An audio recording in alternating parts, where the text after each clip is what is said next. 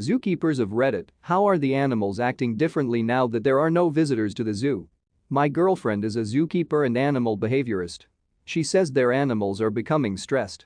One of their African gray birds has been plucking his own feathers. She also mentioned that because they can't touch many of the animals due to the virus potentially spreading to another zookeeper, many of the animals are looking and acting depressive, not eating well, etc. In our local zoo, the apes started to miss the visitors, so they brought in an artist in who's now just painting in the empty monkey house, so the apes have someone to watch. Most of our animals are happy as long as we can keep their routines, feeding times, etc. For some, they need a little extra. We do public encounters with our koalas, wombats and snakes among others, so we spend an hour or so a day cuddling and handling these animals to keep them happy. A few of our koalas really fret if they don't get their cuddles. Otherwise, we just try to continue to spend time with animals that are expecting human interaction, and of course we can take things for walks around the place like I'm sure you've seen at other zoos. Our wombats love a run and sniff, dingoes as well. Due to temporary staff cuts, they no longer have the people to regularly walk the wombats. Some of the wombats are holding the keepers personally responsible. Imagine having a 20 kilograms chunk of muscle with big rodent teeth mad at you.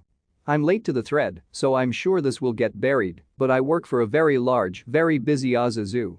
I work with the ambassador animals, so they are animals that are very used to the public. Pretty much like what everyone else has said, the animals are mostly confused that there aren't any people.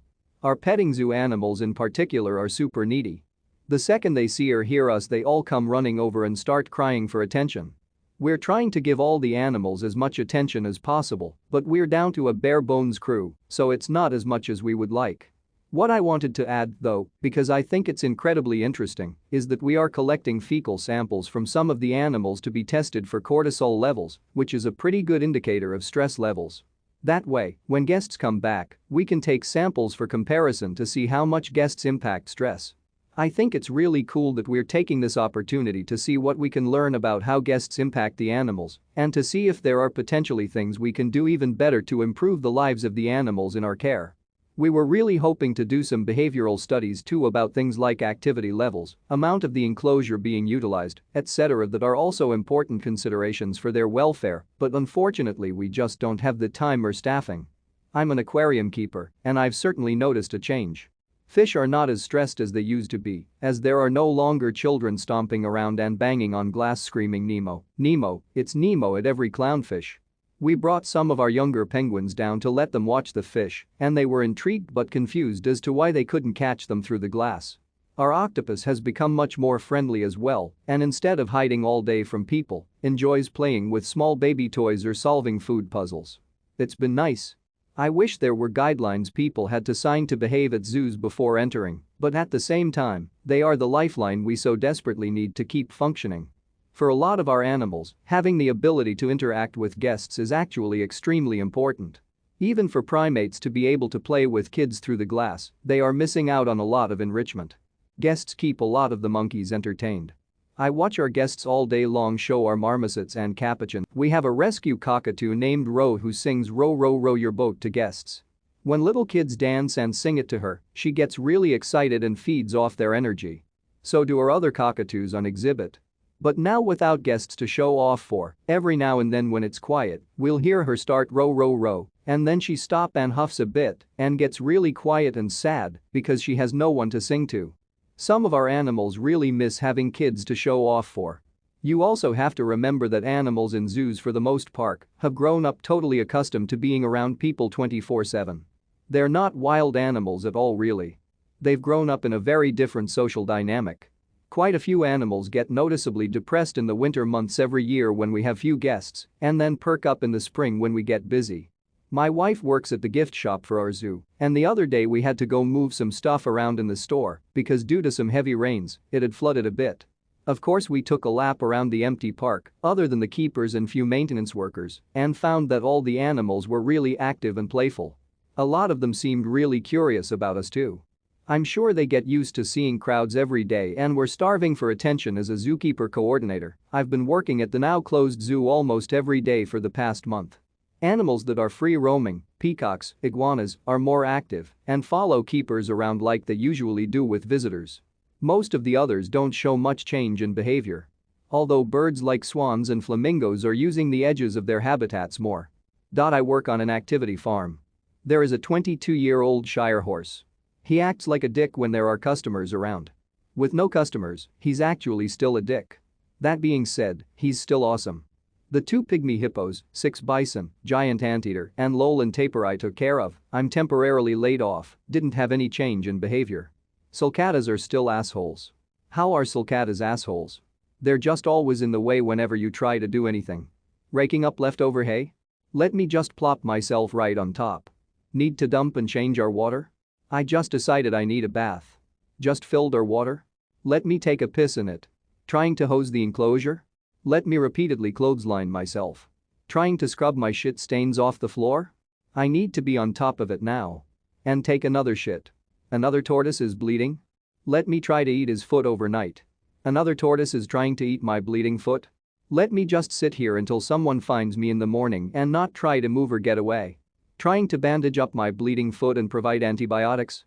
Now, finally a thread I can answer.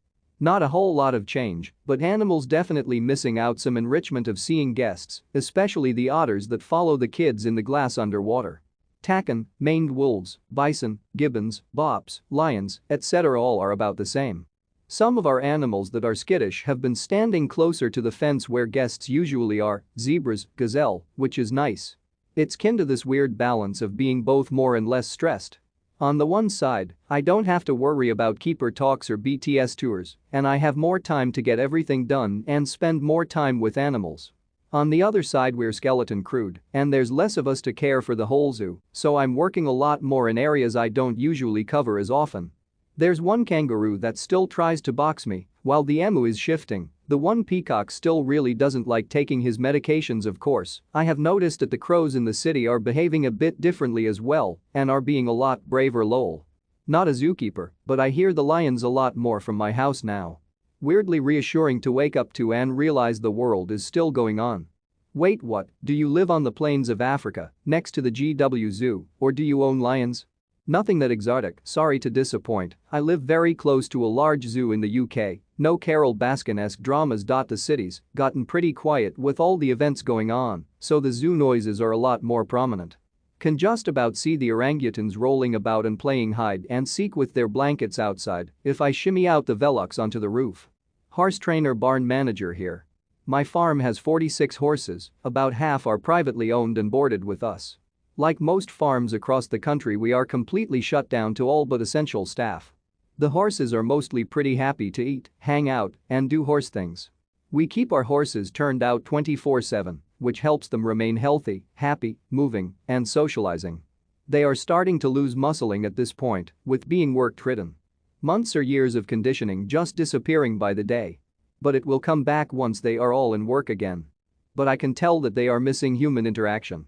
My personal riding horse was giving me the cold shoulder yesterday, probably because of the lack of attention. I have been trying to give the boarded horses extra attention. I am sure their owners are missing them terribly right now. They all seem to lean in a little more when I brush them these days.